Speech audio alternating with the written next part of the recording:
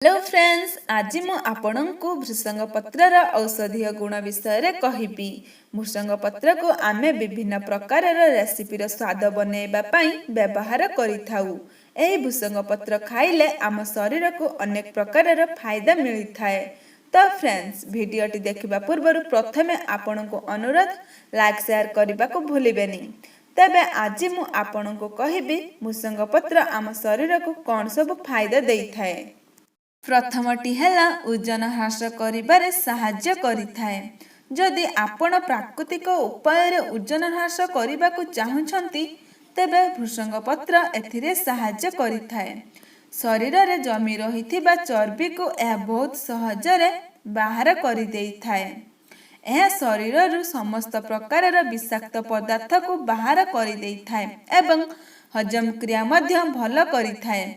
ओजन ह्रास करने चाहूले सकाळे उठी प्रथमे 5 ରୁ 7टा भृषंग पत्र चुबाई खातु। तापर गोटे ग्लास उषुम पानी पियंतु। 15 ରୁ 20 दिन रे आपण निज ओजनर फरक अनुभव करिपारिबे। द्वितीयटी है व्रण समस्या को दूर करिथाए।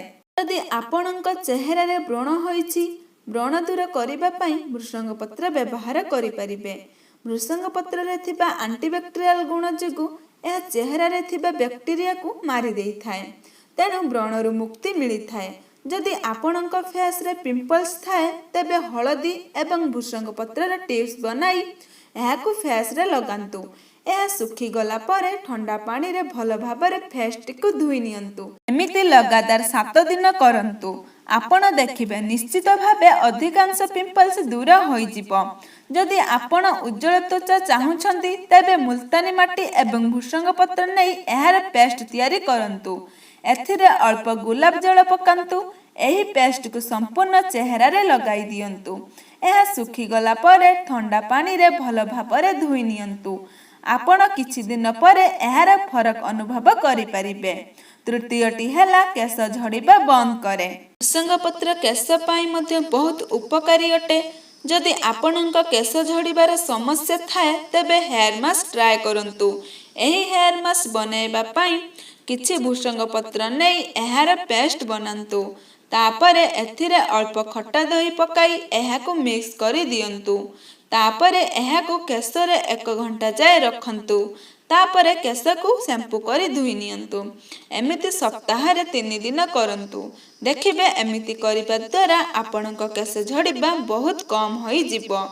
चतुर्थटी है डायबिटीज को नियंत्रण करे। जो लोक माननको डायबिटीज होइथाए सेमाने भृषंग पत्र खाइबा उचित, कारण प्रतिदिन सकाळे किछि भृषंग पत्रर सेवन कले यह डायबिटीज को नियंत्रण करे।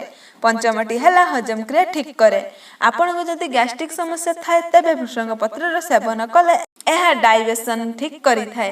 यह व्यतीत भृषंग पत्र रे विटामिन ए रहिथाए, तेणु प्रतिदिन भृषंग पत्र सेवन कले यह दृष्टि शक्ति भल करिथाए। स्ट्रेस दूर करिबा पाई मध्य भृषंग पत्र सेवन करि पारंती, तेणु अधिक स्ट्रेस अनुभव करुथिले किछि खंड भृषंग पत्रर सेवन करंतु।